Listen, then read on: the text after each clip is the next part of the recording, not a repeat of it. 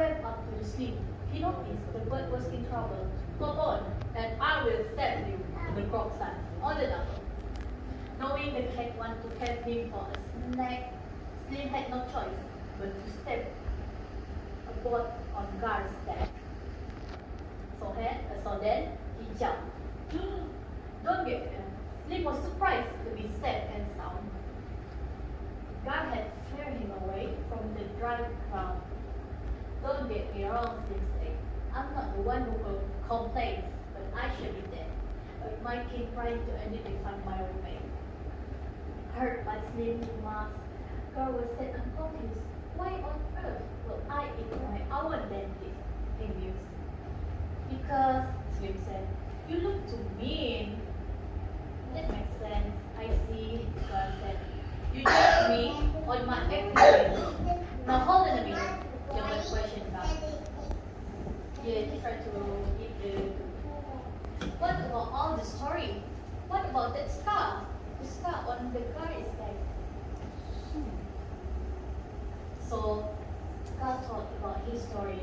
It is from some parts tied to throw a net over me and robbed me all of my life. Luckily, I swam away and escaped with my life. But not before one poacher hurt me with his knife. And that, God cried, is how I get my scar. You know? Oh. But the crocs also bite you, Slim said. How do you explain that? What is the reason? Why? Slim asked the question. The reason is because, the croc said, I avoided by my chums is because I have a bad breath. It is because you're afraid to clean my gum. I had a bad breath, the guy said. Slim knew he was wrong and knew what to do. I'm sorry, God, Slim said, for grudging you for someone who can often hide.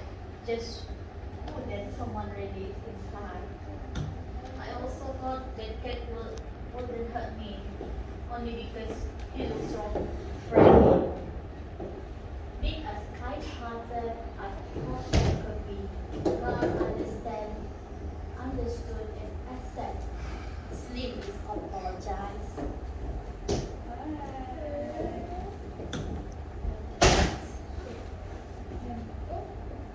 Today, our dog has a toothpick hanging on its beak. His name is still Slim, but it doesn't mean much his physique. His belly is 4 sizes bigger than what it ever used to be. He is the stuff of God's teeth and never hungry again. He cleaned the croc's teeth 3 times every day and keeping God's pearly whites free of blood and tooth decay. With his shiny teeth, God now sports a smile. While white minus his bad breath, his fellow crocs are by his side. The bird learned to not be judged about someone's appearance. Doing so, without knowing them first, doesn't make sense. And so everyone know the moral of this story? Yeah. What is the moral? The bird cleaned the crocodile teeth. The bird cleaned the crocodile teeth. What if you don't clean your teeth? What happened? And you got adult, then you have to decay. Yeah, very, very good. When you have tooth decay, you will get the bad breath. When you get the bad breath, everyone will stay away from you. So everyone, remember, first thing, you need to brush your teeth in the morning and 3 times a day.